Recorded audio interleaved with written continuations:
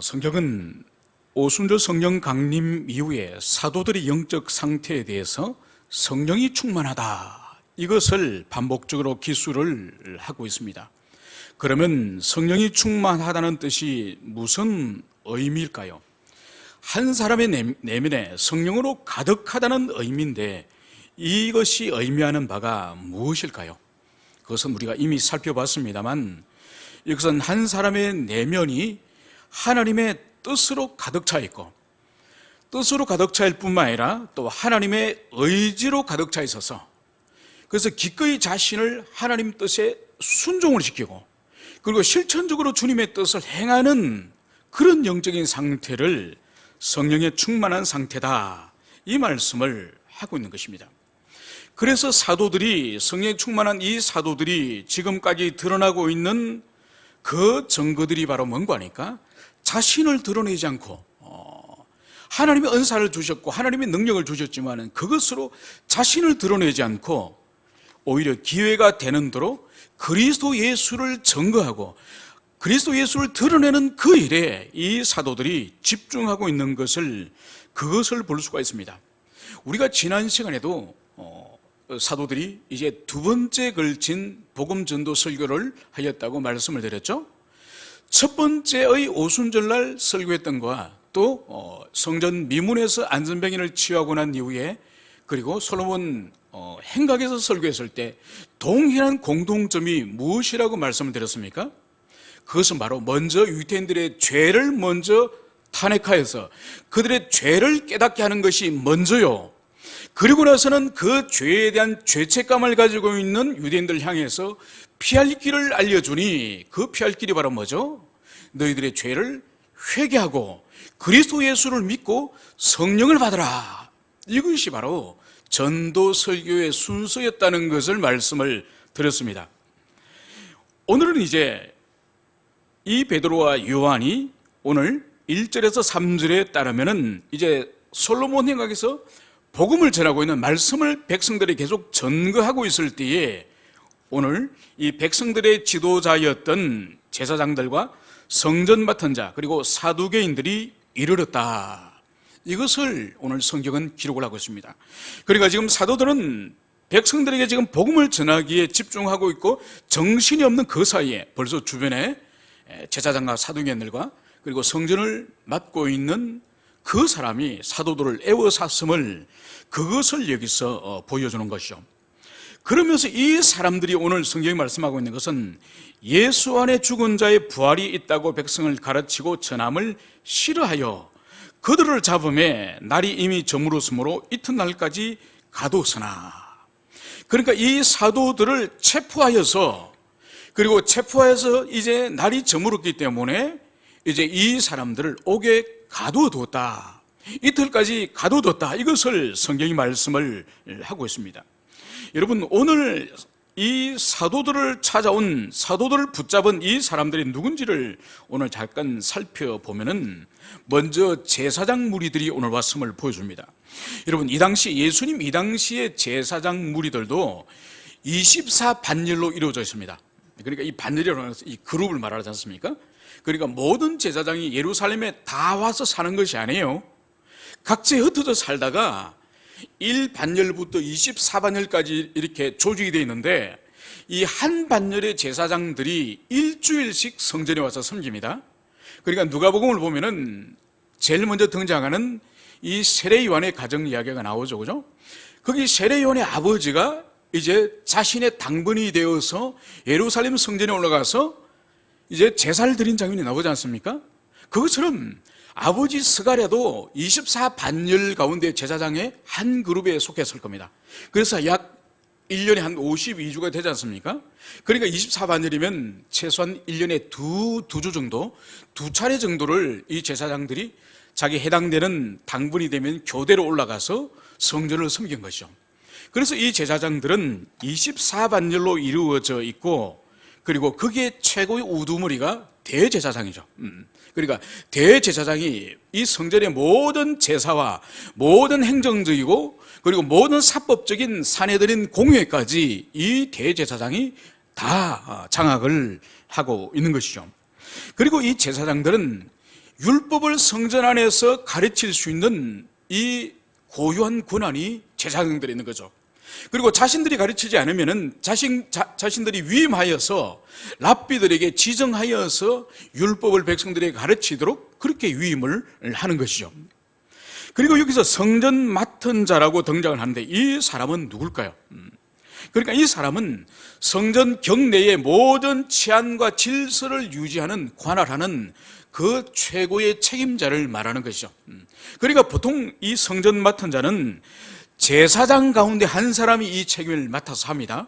그래서 유대교의 전체 이 서열에 있어서 최고의 1서열은 대제사장이고 두 번째 2인자는 바로 이 성전 맡은 자, 이 성전 전체의 치안과 질서를 유지한 이 제사장이 서열 2위인 것이죠. 그리고 오늘 등장하는 이 사두개인은 누구일까요?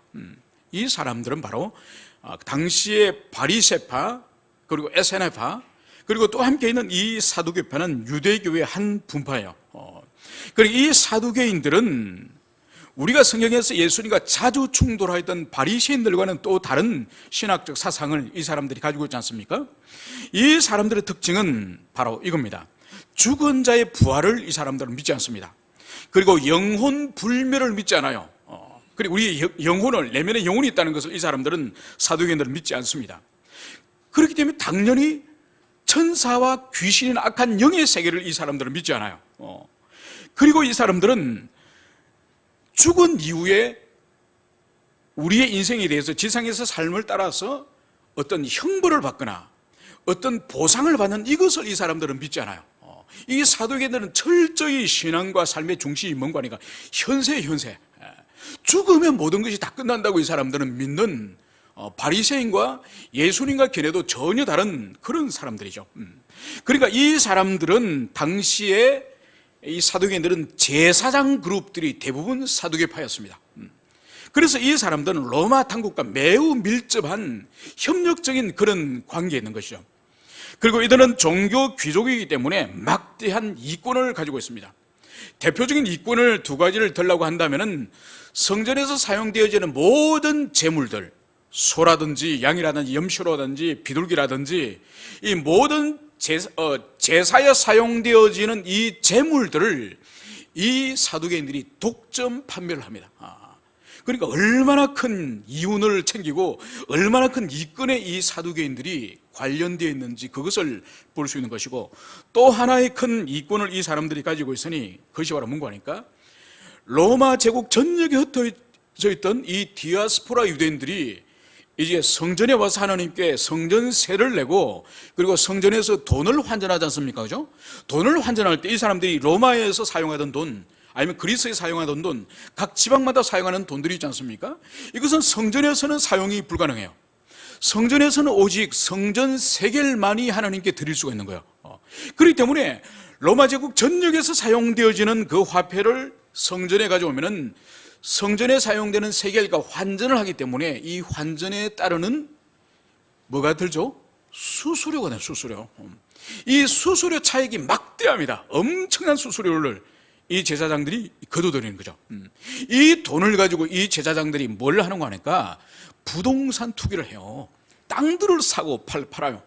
그래서 예루살렘 시가지 윗부분에는 이 제사장들이나 바리새인들 부자들이 살았지만은 그 아래 동네에는 아주 서름가요.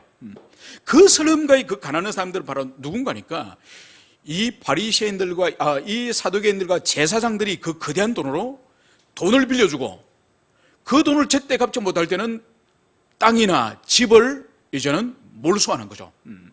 그래서 가난한 사람들이 이 예루살렘 이 도시 아래 동네에 빈민가를 이루고 있다는 것이 그 시대의 기록이에요. 그러니까 이 사두개인들과 제사장들이 예수님 시대의 사도시대에 얼마나 경제적으로 많은 특권을 누리고 그리고 백성들을 착취하는 그 지위에 있는지 그것을 볼 수 있습니다. 그리고 이 사두개인들은 예수님이 살아계실 때뿐만 아니라 사도시대 때도 가장 기독교를 박해하는 무리들이 이 사두개인들이 가장 기독교를 박해했음을 그것을 우리는 볼 수가 있습니다. 이제 오늘 성경 본문은 이 사람들이 오늘 사도들이 전도하는 것을 싫어하였다. 이 말씀을 오늘 기록을 하고 있습니다. 여러분, 이것이 바로 사도들을 그들이 체포한 붙잡은 이유라는 것을 여기서 말씀을 하고 있는 것이죠. 그래서 사도들을 붙잡은 두 가지 이유가 있으니, 첫째는 성전에서 백성들을 이 사도들이 가르친 일이요, 두 번째로는 예수 안에 죽은 자들의 부활이 있다고 하는 이 가르침 때문입니다. 여러분, 이것을 먼저 말씀을 드리려면은, 우리 예수님께서도 성전에 가르치실 때에 이 제사장 무리들이 우리 주님을 찾아와서 무엇이라고 말했습니까? 당신이 무슨 권세로 이 일을 하는지 우리에게 말하라. 우리 예수님이 성전에서 가르치실 때도 이 사람들이 와서 협박을 하고 박해를 하지 않았습니까? 그죠? 그것처럼 오늘 사도들이 오늘 성전에서 가르치는 것을 이 사람들이 시비 삼는 이유는, 성전에서 원래 율법을 가르치거나 하나님의 말씀을 가르치는 고유한 권한이 제사장들에게 있다고 말씀드렸지 않습니까? 또는 제사장들이 위임한 공식적인 랍비들이 가르칠 수가 있습니다. 그런데 그것을 우리 예수님이 가르쳤던지 예수님의 제자들이 가르치는 것은 이 사람들이 자신의 영역을 침해한 것이라고 그렇게 여기는 거죠. 두 번째로는 이 사도들이 가르칠 뿐만 아니라 가르침의 내용이 문제라는 거예요. 가르침의 내용이 바로 뭔가요? 오늘 누가는 그것이 바로 예수 안에 죽은 자들의 부활이 있다, 예수 그리스도 안에서 죽은 자들에게 부활이 있다고 하는 이 가르침을 이 제사장과 사두개인들은 이것을 싫어하는 거예요. 여러분, 왜 싫어할까요? 이것은 잠시 전에 말씀드렸던 것처럼 이 제사장과 바리새인들이 자신이 가지고 있는 신학적인 견해와 정면적으로 충돌하는 거죠. 그러니까 사람은 죽으면은 그것으로 끝나버리고, 삶이라고는 현세의 모든 것이 있는데 죽음 이후에 상불이 있고, 죽음 후에도 우리의 영혼은 소멸되지 않고, 그리고 사후세계가 있고, 그리고 영의 세계가 있어서 천사와 귀신이 있고, 이런 것을 이 사도행전은 전혀 인정하지 않습니다. 인정하지 않는데 오늘 제자들이 바로 예수 안에 죽은 자들의 부활이 반드시 있다, 이 가르침을 성전에서 지금 설파를 하고 있는 거예요. 그래서 이 사람들이 오늘 화가 나서 주님의 제자들을 오늘 체포하고 구금하였다는 그것을 여기서 보여주고 있는 것이죠. 여러분, 여기서 우리가 중요한 것을 하나 발견해야 되는데, 그것이 바로 뭔가 하니까, 예수 안에 죽은 자들의 부활이 있다고 하는 것은, 이것은 두 가지 의미가 있어요. 그러니까 그리스도 예수를 믿고 영접한 자들에게 그 죽음은 장차 부활이 반드시 있을 거라는 의미와 함께, 그것보다 더 중요한 것이 바로 뭔가 하니까, 예수 그리스도께서 죽으시고 3일 만에 그분이 부활하셨다, 이것이 전제가 되는 거예요.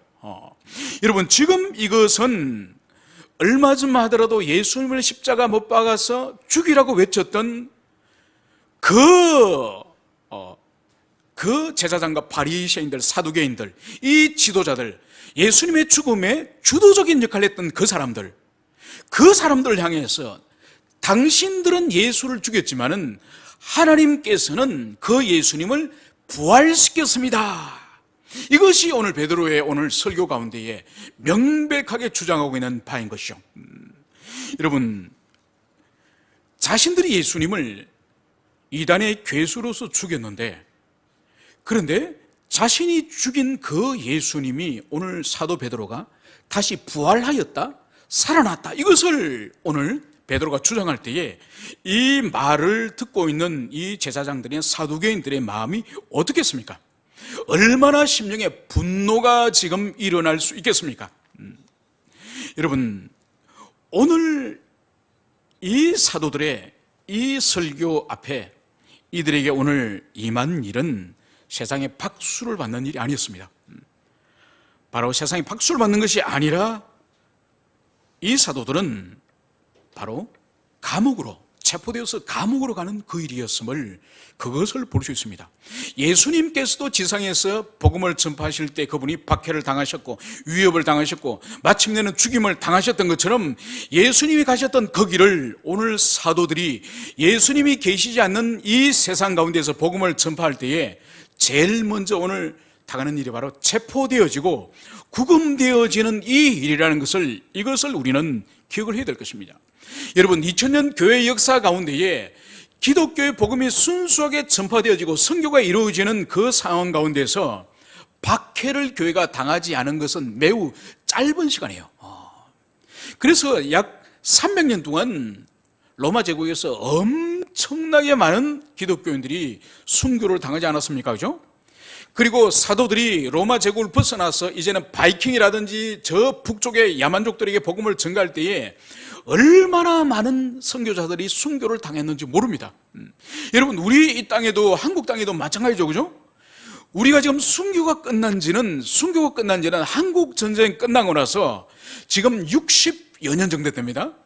그 이전에는, 그러니까 가톨릭 구교가 이 땅에 전래됐을 때는 가톨릭 안에서는 순교를 당한 사람이 10,000명이 넘어요.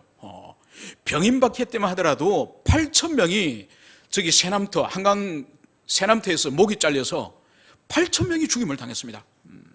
그 외에 합치면 가톨릭에서만, 구교에서만 약 10,000명 정도가 순교를 당하고, 일제시대 때 또 우리 기독교가 신사참배를 거부하면서 얼마나 많은 사람들이 순교를 당했습니까? 여러분, 한국전쟁 때는 또 얼마나 많은 기독교인들이 처형을 당하고 학살을 당했습니까? 여러분, 우리 땅에도 우리가 박해를 당하고 우리가 순교를 당한 순교자를 배출한 시대가 얼마 지나지 않아요. 여러분, 기독교 역사 가운데 지금처럼 무한한 자유와 무한한 평안을 누리면서 우리가 신앙생활을 하고 있는데, 이것이 원래 정상이 아니에요. 이것이 원래 비정상적인 특별한 평화의 시기에 우리가 지금 살고 있는 거예요. 2000년 역사 동안은 올바른 기독교 신학, 올바른 믿음을 가지면 가질수록 더 많은 박해와 더 많은 순교의 길을 걸어갔음을, 그것을 우리는 기억해야 될 것입니다. 여러분, 종교개혁 시대와 종교개혁 시대 이후에 얼마나 많은 순교자들이 일어났습니까? 그 순교자들이 누구로부터 죽임을 당했습니까? 그것은 바로 바른 신앙을 가지고 있는 사람들이 바르지 않는 신앙을 가지고 있는 그 사람들에게 박해를 받고 죽임을 당하지 않았습니까? 그러므로 우리는 기독교 신앙이 원래부터 피로부터 시작하고 원래부터 박해로부터 시작했다는 것을, 그것을 기억해야 될 것입니다. 이제 오늘 사도들은 체포되어서 하룻밤 동안 구금이 되었음을, 그것을 말씀을 하고 있습니다. 왜냐하면 이 유대교 법정에는 해가 지면 재판을 하지 않습니다. 그리고 아침에 해가 뜨면은 재판을 시작할 수 있고, 해가 지면은 재판을 끝내야 됩니다. 단 조건이 있습니다. 해가 있을 때에 재판을 하고 있다가 해가 만약 진다면은 그 재판의 내용이 돈과 관련되는, 재물과 관련되는 그런 재판일 경우에는 밤에도 계속할 수 있습니다. 그러니까 민사소송으로, 그죠? 어떤 소유권의 문제라든지 손해배상 문제라든지 이런 문제가 있으면은 오후에 재판이 시작되었다가 해가 지고 어두워져도 그 재판이 속개될 수 있다는 것이죠. 그런데 사람의 생명과 관련되는 재산은 절대로 밤에 할 수 없습니다. 그런데 우리 예수님을 보세요. 우리 예수님을 언제 붙잡았습니까? 밤에 붙잡아주셨죠. 그리고 우리 주님을 밤에 붙잡아서 그냥 가만히 감옥에 가둬뒀다가 아침에 재판을 시작했습니까? 아니죠. 제사장들이 밤에 제사장 그 뜰 앞에서 우리 주님을 폭력을 행사하고 고문을 가하고 재판을 하지 않았습니까? 그러니까 우리 주님에 대한 재판은 완전히, 그것은 전제 조건 자체가 불법이에요, 불법. 그것을 우리는 알 수가 있습니다. 이제 오늘 5절과 6절에 따르면은 이튿날에 오늘 관리들과 장로들과 서기관들이 예루살렘에 모였는데, 대제사장 안나스, 가야바, 요한과 알렉산더 및 대제사장의 문중이 다 참여하여, 오늘 성경은 이렇게 기록을 하고 있습니다. 오늘 예루살렘에 모인 이 사람들이 누구냐? 이 사람들은 바로 산헤드린 공회를 구성하는 중요한 유대교의 인물임을, 그것을 여기서 보여주고 있는 것이죠. 그리고 오늘 여기서 대제사장 안나스와 가야바라고 하는 이 인물이 오늘 등장을 합니다. 여러분, 안나스와 가야바는 여러분 귀에, 우리의 귀에 익숙한 사람이 아닙니까? 이 사람들은 누구죠? 이 사람들은 얼마 전에 우리 예수님을 재판하였던 제사장들이에요. 그래서 안나스가 먼저 대제사장을 하였고, 이 안나스가 물러난 이후에 이 안나스의 사위인 가야바가 지금 현직의 대제사장이에요. 그렇지만은 더 실권은 전임의 안나스 대제사장이 더 실권이 있는 것이죠. 그래서 이 대제사장의 가문에 이 가야바 안나스 외에도 요한과 알렉산더라고 하는 이 사람들도 오늘 다 함께 모였음을 보여줍니다. 이것을 통해서 알 수 있는 일이 바로 뭔가 하니까 이 성전 미문 앞에서 안전병인을 살리고 그리고 솔로몬 행각에서 설교를 하는 이 일이 유대교 안에서 얼마나 충격적인 큰 일인지 오늘 사내들은 공회의 전체가 소집되어지고 오늘 제사장 집안의 모든 사람들이 이 공의회에 다 참여한 것을 통하여 볼 수 있는 것이죠. 여러분, 이 사건 자체가 워낙 파괴적이고 그 영향력이 클 수밖에 없는 이유가 이 이적 사건이 사도들이 저기 북쪽 갈릴리에 있으나 저 멀리 어떤 외딴 마을에서 일어나는 것이 아니라 바로 성전 출입구에서 성전 미문 안에서 일어난 거예요. 그리고 이 사람이 아무도 모르는 시골에서 온 어떤 순례자거나 시골에서 온 그런 무명의 사람이면 충격이 덜하겠죠. 그런데 이 사람은 40여 년간 장애 상태에 있으면서 항상 날만 새면은 이 성전 미문 앞에서 국을 하는, 그래서 대제사장을 비롯하여서 예루살렘에 사는 사람들은 다 이 사람을 다 알아요. 그래서 이 사람이 치유되어지고 회복되었기 때문에 충격은 더 큰 것이죠. 더 큰 충격을 이들이 받았기 때문에 이 사내들은 공의회가 지금 소집된 그것을 여기서 볼 수가 있습니다. 오늘 이 체포했던 이 사도들의 이 모습을 오늘 우리가 볼 때에 예전의 사도들의 모습과 다른 것을 볼 수 있습니다. 예전에 사내들은 공의회에서 우리 예수님을 체포하기로 결정하고 군사를 보내어서 가룟 유다의 인도를 따라서 게셈마노로 갔지 않습니까? 그죠? 그때는 이 군사들이 밀어닥쳤을 때에 제자들의 모습이 어떻겠습니까? 다 36개 주례가 쳤죠. 그죠? 다 주님 혼자 놔두고 다 도망쳤습니다. 그런데 오늘 보십시오. 이 사도들은 자신들을 체포하러 이제 대제사장과 그리고 이 성전을 맡고 있는 이 치안 유지자가 그리고 오늘 또 함께인 이 사두개인들, 이 사람들 예전에는 군인들과 그 졸개들을 보고도 다 도망을 쳐버렸는데 이제는 최고의 권력자인 대제사장 앞에서 도망가지 않습니다. 자신을 잡아가라면 잡아가라는 듯이 순순히 따라가고 구금되는 그 모습을 보여줍니다. 그리고 이제는 우리 주님이 재판장에 서셨던 그 사내들은 공의회, 그 공의회 자리에 이제 이 제자들이 오늘 서게 된 거예요. 여러분, 제자들의 마음이 어떨까요?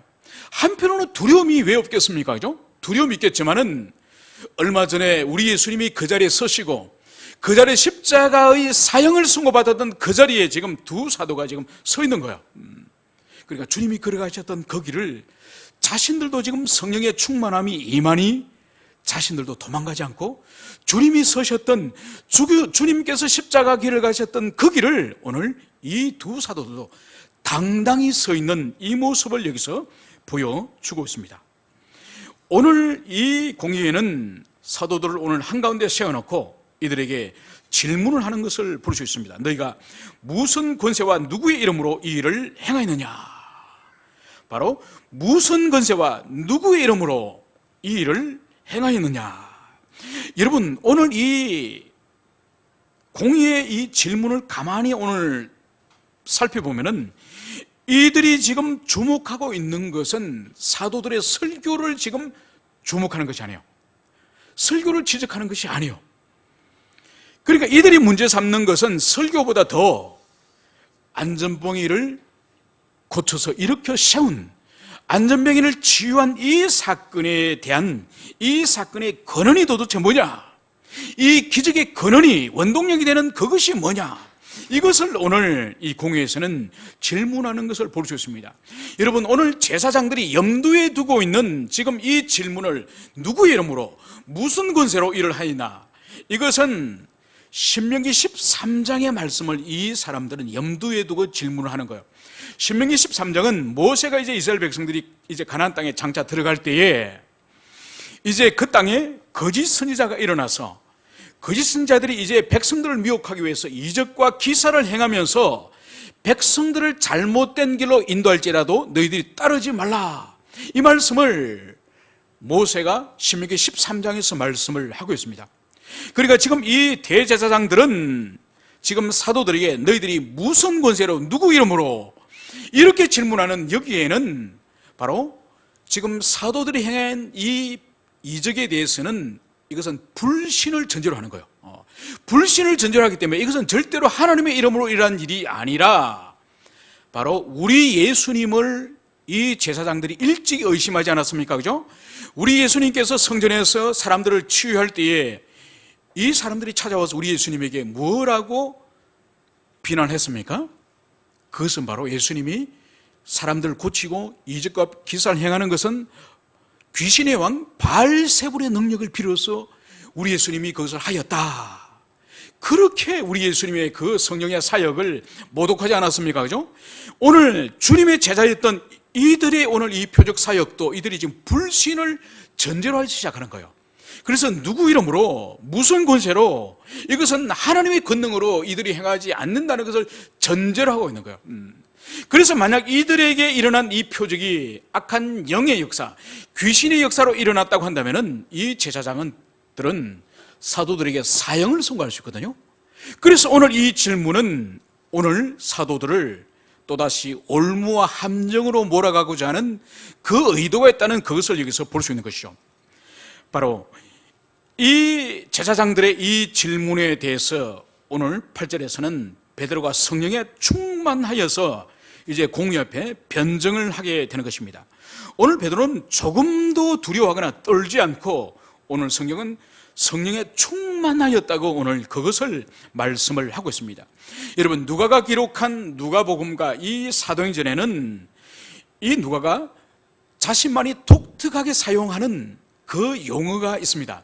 마치 요한복음에서 사도 요한이 즐겨 사용하는 생명, 영생, 교제 이런 것이 요한 자신만이 사용하는 독특한 단어인 것처럼 누가가 독특하게 사용하는 누가복음과 사도행전에서 사용하는 즐겨 사용하는 이 단어가 뭔가 하니까 성령 충만이에요. 성령 충만. 그래서 누가복음에서 3번, 사도행전에서 5번, 무려 8번을 성령 충만하였더라. 이것을 누가가 사용하는 거예요. 그런데 여러분, 우리가 성령 충만에 대해서 좀 더 깊이 우리가 살펴볼 필요가 있는데 이 8가지 용법 가운데에서는 바로 성령 충만이 일시적인 성령 충만에 사용되어지는 단어와 또 지속적이고 사람들의 성품에 사용되어지는 성령 충만, 두 종류의 성령 충만을 성경이 분류하고 있다는 그것을 여러분들이 기억을 하셔야 됩니다. 그래서 예수님의 출생과 성장 과정 가운데서 바로 2번과 그리고 바나바에 대해서 누가가 칭찬하면서 이렇게 기록을 하고 있습니다. 사도행전 11장 24절에서 바나바는 착한 사람이요 성령과 믿음이 충만한 사람이라.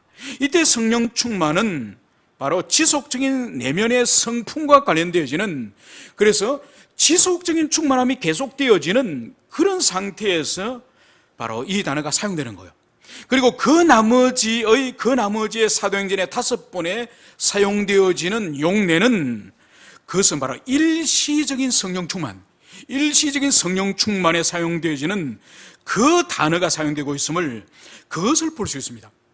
여러분, 그렇다고 한다면 성령 충만이 지속적인 사람의 성품과 내면과 관련되어지는 바나바와 우리 예수님에게 사용되었던 지속적 성품에 있어서 성령 충만, 그리고 한 가지는 바로 어떤 사역을 감당함에 있어서 하나님이 부어주시는 바로 순간적인 짧은 시간 동안의 성령 충만, 이 2가지를 나눠 볼 수 있는 것이죠. 여러분, 그렇다고 한다면 우리가 여기서 결론 내릴 수 있는 것이 바로 뭔가 하니까 성령 충만이라는 것은 모든 그리스도인들이 마땅히 받아서 누려야 되는 그런 영적인 상태를 말하는 것이 아니라는 거예요. 그건 뭐냐? 이것은 하나님께서 당신의 특별한 어떤 사역의 계획, 어떤 사명을 감당하도록 하기 위해서 주님이 일시적으로 그 사람에게 부어주시는 그런 영적인 상태를 말하는 거예요.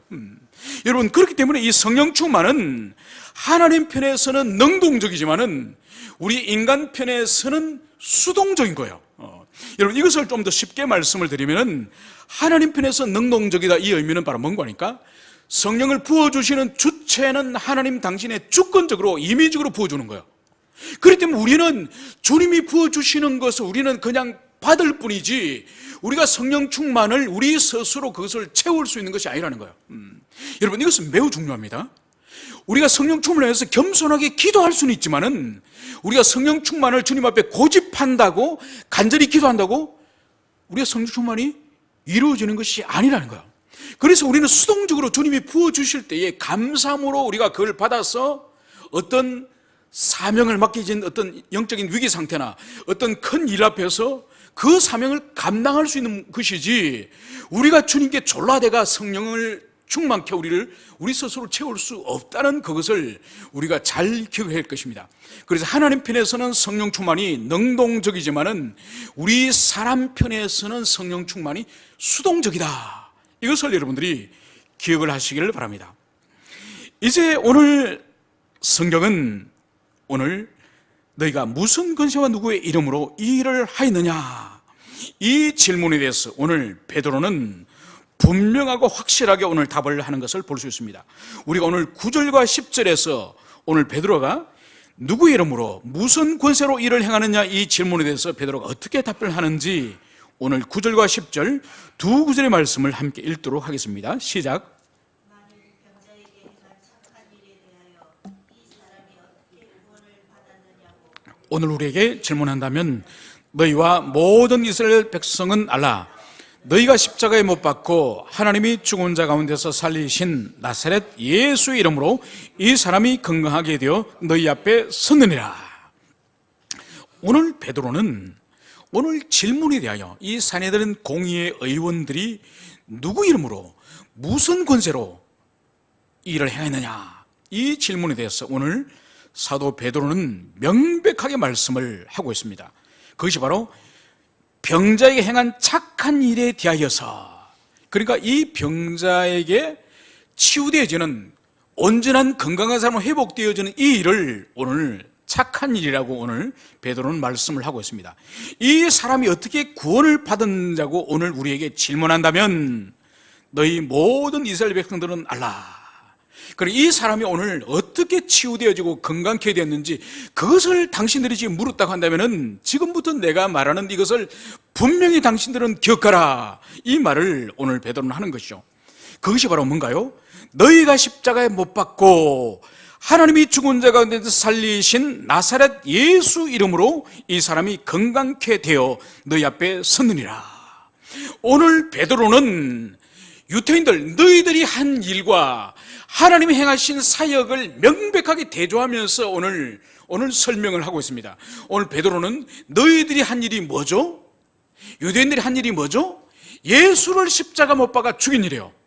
너희들은 예수를 십자가 못 박아 죽였지만은 하나님이 하신 일은 뭐죠? 바로 죽음 가운데 있는 예수 그리스도를 다시 부활케 하신, 살리신 그 일을 오늘 베드로는 말하고 있는 거예요. 그래서 너희들은 죽였지만은 하나님이 살리신 그 예수 그리스도, 그분의 이름, 그분의 이름의 그 권세, 그분의 이름이 바로 이 사람을 온전히 치유하였고 회복하여서 지금 여러분 앞에 지금 서 있는 것이다. 당신들이 누구 이름으로 무슨 권세로 이 사람이 치유되는지 물었지? 바로 너희들이 죽였고 하나님이 살리신 그리스도 예수, 그분의 이름이 바로 이 사람을 온전케 하였다. 결코 우리들의 권능이나 우리들의 능력이 아니라, 아니면 귀신의 능력이 아니라 바로 예수 그리스도의 이름의 능력이 이 사람을 고쳤다. 이 말씀을 오늘 전가하고 있는 거예요. 여러분, 이것은 아무도 부인할 수 없습니다. 수십 년간 안나스와 가야바가 이 사람들이 그 성전 미문 앞에 쪼그려 앉아가지고 구걸하고 있는 이 사람들을 보아왔기 때문에, 또 이 사람들이 자신의 권능이 아니라 예수 이름으로 일어나라 그러라고 하면서 손을 잡아 당겨서 일어났다는 것을 들어서 알았기 때문에 이것은 이 제사장과 이 사도인들이 절대로 부인할 수 없는 진실임을 이 사람들도 거부할 수 없다는 것을, 이것을 알 수가 있습니다. 그러면서 베드로는 여기서 더 나갑니다. 더 나가면서 우리 예수님을 이렇게 더 추가적으로 설명을 하고 있습니다. 이 예수는 건축자들이 버린 돌로서 집 모퉁이의 머릿돌이 되었다. 바로 우리 예수님을 설명하기를 이 베드로는 구약 성경을 잘 알고 있는 이 공연 의원들에게 시편 118편 22절에 있는 이 구약 성경의 시편 말씀을 오늘 인용해서 예수님이 바로 이제 버림받은 그 돌이었는데 이제는 우리 예수님이 집 모퉁이의 머릿돌이 되었다. 이 말씀을 오늘 구약 시편을 인용하여서 말씀을 하고 있습니다. 여러분, 건축자들의 버린 돌이란 의미가 뭔가요? 이것은 여러분 그 팔레스타인 지방에 대한 이해가 필요한 것이죠. 우리나라는 옛날부터 우리 조상들은 집을 지을 때 주로 무엇으로 주로 집을 짓습니까? 일반 그 서민들이 집을 지을 때 우리 조상들은 예전부터 뭘로 주로 지었죠? 주 재료가 뭔가요? 흙과 나무죠. 그죠? 초가집 보세요. 지푸라기로 이형을 얻어가지고 딱 올리고, 그리고 토담벽으로 하고, 물론 뭐 사대부들은 기와나 뭐 돌을 섞어서 하긴 하겠지만은 거의 지푸라기, 풀과 우리는 흙과 나무로서 이루어졌죠. 그런데 팔레스타인 지방엔 돌이 워낙 흔하니까 돌로서 그렇게 집들을 짓습니다. 그런데 집을 짓는데 오늘 여기서 말씀하고 있는 것은 바로 뭔가 아니 건축자들이 버린 돌. 집을 지으려고 할 때는 이 대리석을 이렇게 깎아서 통으로 거대한 그 대리석을 깎아서 이렇게 만들거든요. 그리고 밑에 돌을 또 담을 쌓을 때는 그 돌들도 반듯하게 깎아가지고 돌 위에 돌을 올려가 그렇게 담과 성벽을 쌓지 않습니까? 그죠? 그런데 돌 가운데 설무가 없는 돌들이 있습니다. 모양이 안 나오거나 아니면 재질이 아주 물러가지고 중간에 그 돌을 집어두면 그 돌이 부수게 되는 바람에 담 전체가 무너져 버린다든지 그런 돌이 있을 수 있습니다. 이런 돌들은 건축자들이 사용하지 않는 건축자들이 버린 돌이죠. 그런데 그런 버리는 돌이 오늘 베드로는 바로 집 모퉁이의 머릿돌이 되었다, 이 말씀을 하고 있는 거죠. 여러분, 머릿돌의 의미가 뭔가요? 여러분, 오늘날 우리 문화에도 보면은 교회나 아니면은 빌딩 앞에 머릿돌이라 해가지고 이렇게 2017년도 준공해가지고 머릿돌 이렇게 돼 있지 않습니까? 엄밀히 말해서 외부에 밖에 그렇게 어느 표식판 같은 그런 의미의 머릿돌이 아닙니다. 머릿돌은 바로 뭔가 하니까 큰 집을 건축을 할 때에 그 집에 이렇게 돌멩이를 샀지 않습니까? 그러니까 돌멩이가 담을 이 방향으로 쌓고 또 이 방향으로 쌓고 이 직각으로 이 방향으로 쌓우는데 만나는 이 지점에 큰 돌을 놓습니다. 큰 돌을 놓고 그 돌 위에 이 방향으로 오는 돌도 쌓이고 이 방향으로 있는 돌도 쌓이는 이 두 방향의 돌들의 기초를 모두 받치고 있는 이 큰 돌이 이게 머릿돌이에요. 그래서 이 머릿돌을 만약 빼버리면 집 전체가 무너지는 것을 볼 수 있는 것이죠. 바로 우리 예수님이 오늘 이 말씀을 일찍이 사용하셨어요. 일찍이 이 말씀을 우리 예수님이 인용하셨고 이 말씀을 다시 오늘 베드로가 인용을 하고 있습니다. 그래서 이 말의 원래의 의미는 바로 뭔가 하니까 이 건축자들이 버린 돌의 의미는 바로 이스라엘 백성, 이 유대인들 말하는 거예요. 그러니까 이집트라든지 주변에 있는 아람이라든지 이스라엘 백성 주변에는 강대한 큰 나라들이 얼마나 많습니까? 거기에 비해서 이스라엘 백성들은 보잘것없고 힘이 없고 무능하고 하찮은 그런 작은 민족이지 않습니까? 그것이 바로 주변 민족에 비해서 쓸모없는 건축자의 버린 돌과 같은 그런 하찮은 그런 민족이죠. 그런 민족을 하나님께서 부르셔서 시내산에서 언약을 체결하고 거룩한 제사장 삼으셨다는 의미를 바로 건축자들이 버린 돌을 머릿돌 되게 하였다. 이것이 바로 구약의 의미인데 이 의미를 예수님이 사용하실 때는 바로 뭔가 하니까 여기서 사용되어지는 예수님이 사용하실 때는 건축자는 바로 유대교 당국자들의 권력자를 말하는 거예요. 그 유대교 이 산에 드는 이 권력자들이 예수님을 버리고 십자가 못 박아 죽인 것을 바로 건축자의 버린 돌에 비유하는 거예요. 그래서 예수님을 십자가에 못 박아 죽이고 그렇게 주님을 없애버렸지만은 하나님 아버지께서는 예수님을 3일 만에 부활케 하시고 이제 그분이 하늘로 올라가셔서 성령을 보내주시면서 교회를 주님께서 세우셨고, 그리고 주님 자신께서 교회의 머리 되신 그것을 오늘 건축자가 버린 돌이 머릿돌이 되었다, 이 의미예요. 의미. 그래서 예수님이 교회를 설립하시고 교회의 머리가 스스로 우리 주님이 되신 것을 오늘 베드로는 오늘 여기서 예수님을 또다시 시편 118편을 인용하여서 우리 주님이 이제는 교회의 머리가 되셨음을 오늘 여기서 이 제사장들 앞에서 선포를 하고 있는 것을, 그것을 여기서 보여줍니다. 그러면서 베드로는 마지막 12절에서 더 나아가서 이제 전도 설교의 마지막 결론의 차원에서 오늘 중차대한 말씀을 하고 있습니다. 우리 12절 한 구절만 한 목소리로 같이 읽겠습니다. 시작. 나는 이로써 구원을 받을 수 없나니 천하 사람 중에 구원을 받을 만한 다른 이름을 우리에게 주신 일이 없으리라 하였더라. 아멘. 오늘 베드로는 너무나도 중요한, 2000년 전에도 너무나도 중요했지만 2000년이 지난 오늘날 포스트 모던 시대에도 변함없는 진리인 너무나도 중요한 이 말씀을 오늘 제사장 앞에 선언하였음을 볼 수 있습니다.